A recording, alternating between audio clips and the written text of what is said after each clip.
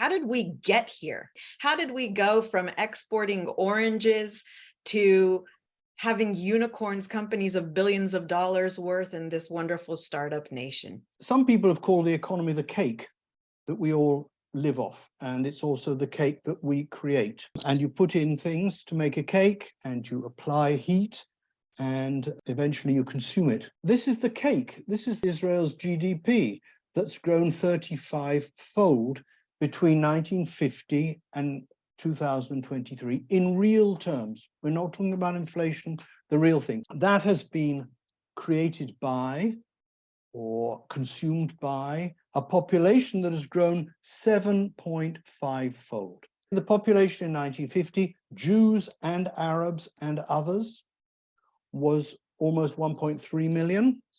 And the population at the beginning of this year was about 9.5, 9.6 million. If the economy grew 35-fold and the population grew 7.5-fold, then we can calculate that the output of the economy, the GDP, the national income per head, grew 4.7-fold in real terms. For every dollar we had then, we now have nearly $5 with the same spending power that we had then. The Israeli set of mind always want more. You can see that in the streets of Israel that are full and packed. You can see the bars and the restaurants full and packed till 2 or 3 a.m. every night during weekdays. The output of the economy, which is the national income, depends on inputs. What you put in is what you get out. And what we put in is land and labor and capital. Capital has two forms. It's physical and financial. The computers we're all looking at are the physical capital, and the means that we have in the bank to buy the computers is a financial capital. What makes a country rich these days is increasingly human capital. To have human capital, you have to have education, schools, universities, colleges, and that requires land and physical capital. You have to have buildings, you have to have heating, you have to have air conditioning, all the rest. The growth of output depends on the growth of the inputs. Going through school in Israel, IDF, and the day-to-day, starting from school, actually, they teach you to rethink problems. So no matter what problem I have on a day-to-day, as a COO that is a woman, I learned to overcome it. I learned to make an opportunity out of the situation. The 1940s and the 1950s are a period of state intervention, import substitution, that is doing things at home because there's no money to import, rationing of food, rationing of building materials, rationing of foreign exchange, which there wasn't any to speak of, and imports of capital from the United States, both in the form of grants or loans and donations, and reparations from Germany, which were absolutely crucial. But in 1953, the national insurance law was enacted. The minister responsible was someone called Golda Meir.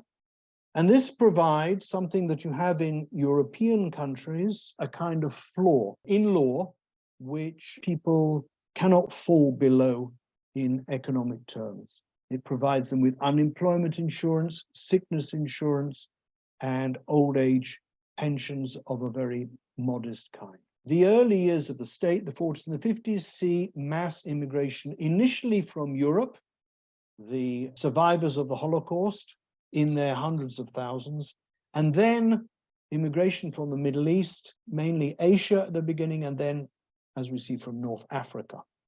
Now, during the 1950s and 60s, the beginnings of liberalization occur as Israel signs free trade agreement with the European communities that then was, which gradually opens up its markets to foreign trade.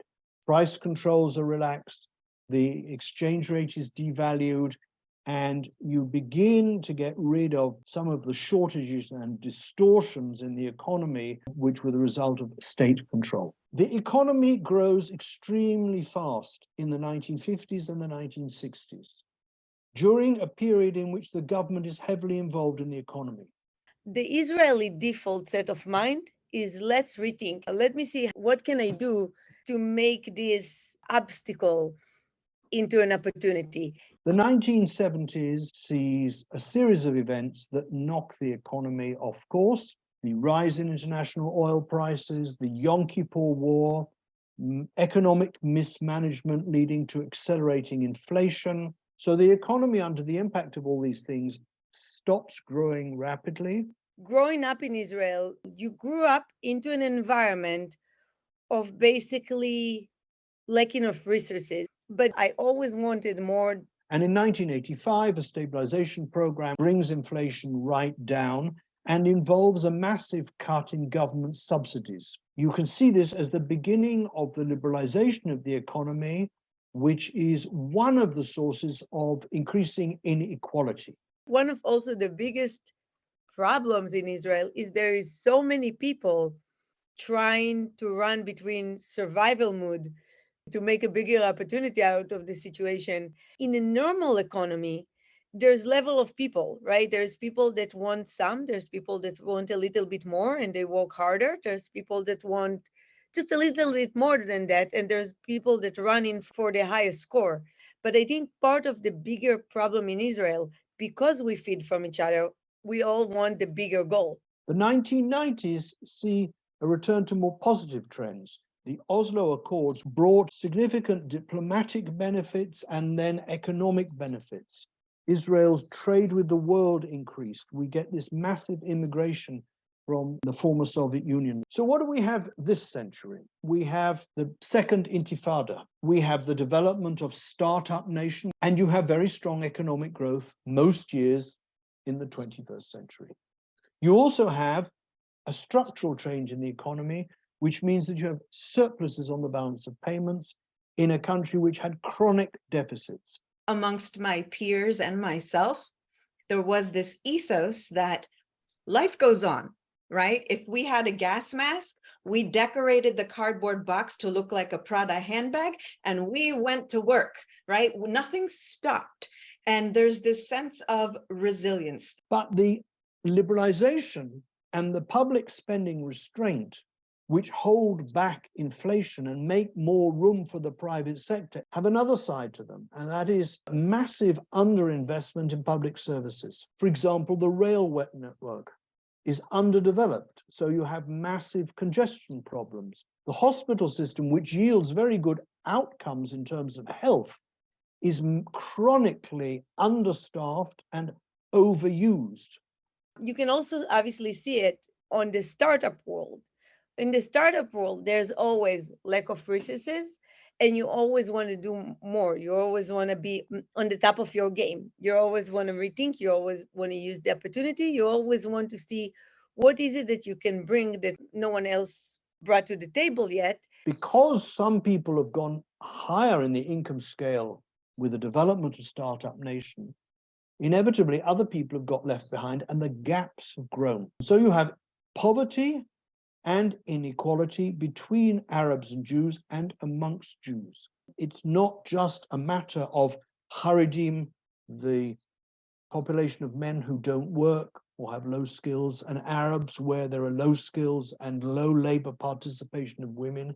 It's also poverty in the Jewish working population, where wages are low because skill levels are low, where many people lack proper pensions because you didn't have a comprehensive pension system operating in Israel until recent years. Income and wealth distribution is a key issue with major political consequences. The way institutions affect people doesn't rub off on everybody. This is not Startup Nation for everybody. Nothing will ever prepare you, even though I grew up in Israel, to become a startup owner.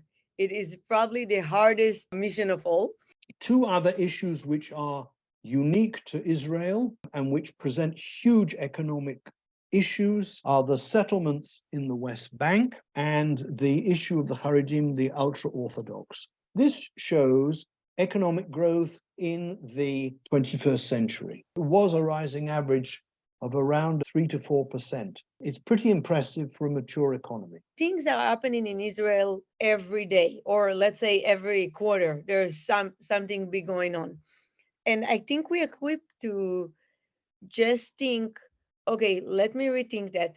Let me see how my friends are doing. And let's see how I can use this situation to make it to a bigger opportunity. The top line in blue is what we call economic poverty. People who are in poverty because the income that they earn is low. This orange line in the middle shows you the percentage of people in poverty after the government has intervened. The government intervenes by taxing the rich and the middle and giving welfare to the poor. It's more complicated than that. The line at the bottom, the gray line, is the role of the government in taxing and subsidizing people so as to make a difference between the top two lines. Between 2012 and around 2019, it was a somewhat downward trend. The government was doing less to redistribute income. Why the level of poverty fell was because the economic income,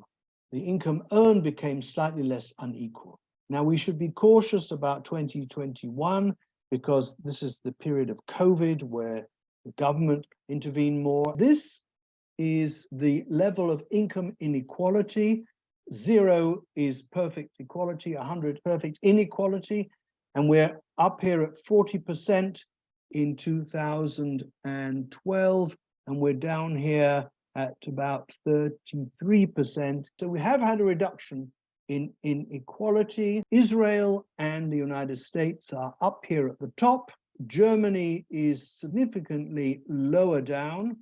And of course, a big issue is to build more houses and reduce the cost of living. The cost of living is what killing the Israelis. The big difference between what people earn to what people have to spend to really just pass through the month is impossible. Things cost in Israel so much more than in other countries. Sometimes even the Israeli products cost a lot more in Israel than in the US. So this summarizes what the government has done in the Israeli economy between 1995 and 2021. It's somewhat moved out of the economy. The peak here is because of COVID, the reduction in public spending since the 80s as a percentage of GDP has enabled the private sector to develop, but the price that has been paid has really been the neglect of the social and economic infrastructure. More startups mean more work for the people, right? And encourage those startups to stay in Israel. Give them the opportunity not just to grow as a startup, but also to be able and willing to serve in the actual country. Every startup dream just going to the US. Israeli Shark Tank, they always want to invest in the startup that actually capable of getting themselves out of Israel and moving to the US or to Europe. So I think the Israeli market have a lot of opportunities. We as a startup looking for opportunities in Israel as well. And I think some more encouragement in this arena from the government would be helpful for everyone. If you have to do something, it would be education. That's where the government needs to put resources. It doesn't need to necessarily be a massive increase in the total budget, which is already large, but reorganization and reallocation within the budget. I feel that the trend is actually supporting today people and children in general to take this route of startup, teach the children and high schoolers how to become entrepreneurs. I feel there is some good support system for startups. Of course, it could always be better, but for a company with such a lack of resources, there's pretty much good resources there. The growth industries, the unicorns and all the rest, require so-called human capital. There are other considerations, not merely economic, but it seems to me that the value added in the developed countries is generated by human capital, and this requires education. If you have a system where some people are getting education and others are not, or some people are getting very good education and others are not, then you are building in inequalities for a lifetime. Here in the US, people get paid more often, they spend more due to that, and they don't have to survive the entire month like in Israel. In Israel, people get paid low amount, they only get paid once a month, and all their life they save in to buy a house. That's kind of a major thing in Israel. There's not a lot of great opportunities with renting.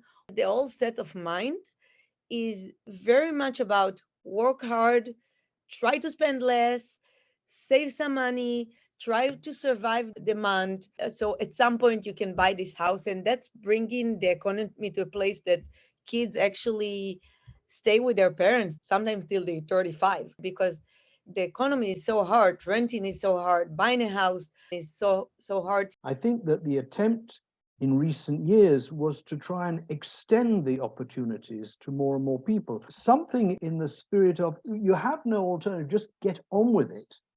Think outside the box. There's no formality. You've got to solve the problem. You can't let too much hierarchy and formality constrain you. The Israeli set of mind is always about, let me rethink that. Let me see how I do things differently. What's really big about the Israeli set of mind is the togetherness. Let me go back to my ecosystem and learn how people do that. As a startup owner, every time I have a question, I can kind of ask something to a line of professionals that can help me. When you do things as an ecosystem, when you do things together with others, as you learned in school how to solve problems, you always get to a better solution. You also talked a little bit, Paul, about economic resilience that keeps investors and high-tech companies coming back to Israel for R&D, despite the fact that it's an area of conflict and upheaval. I think you live in an environment that affects you. You live in a challenging environment. Children at school have to negotiate their grades with their teachers. Coming from England, you barely spoke to your teachers, let alone argued with them. So the level of stress and the level of adjustment that need to be done is just higher. When actually they get out of Israel and go into other places in the world with, I would say, 50% of the energy, they get way more result because they are getting into lower level of stress and a more normal set of mind of economy with different level of different needs. So the energy that you put in other places bringing you so much more results. Look into your crystal balls for the future. Where do you see great opportunities for the future of Israel's economy? Starting a business in Israel is a little bit harder. It's a bit easier to start a business here from a bureaucratic standpoint.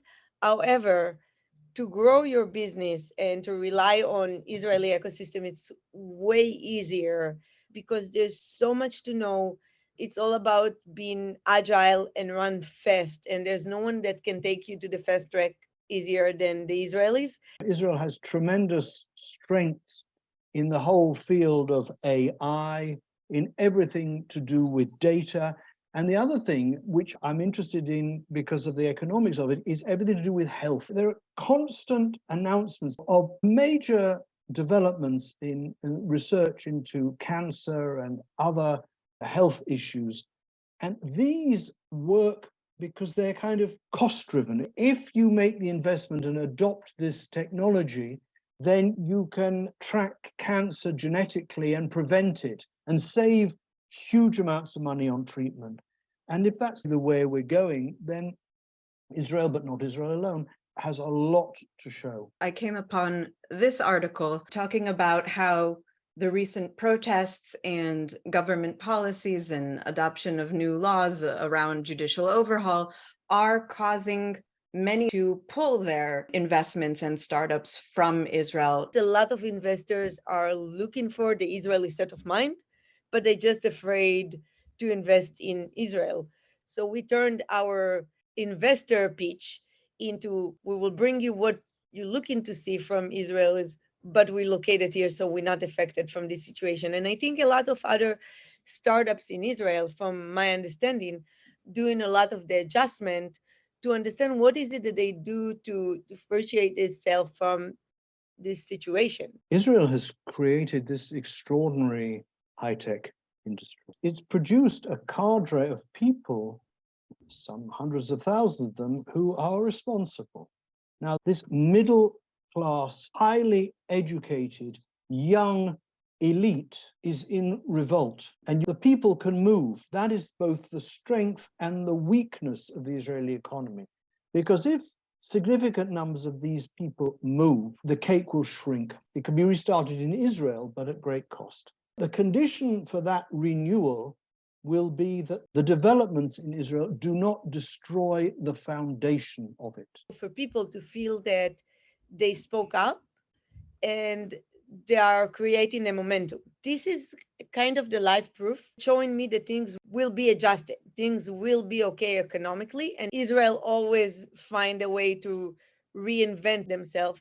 I don't think on the big picture that this will change the economy of Israel to a point that the startup nation will no longer be a startup nation. If we can overcome this hurdle, I am very optimistic. We face challenges from outside, and if we can overcome a challenge from inside, it will really show our maturity and our strength.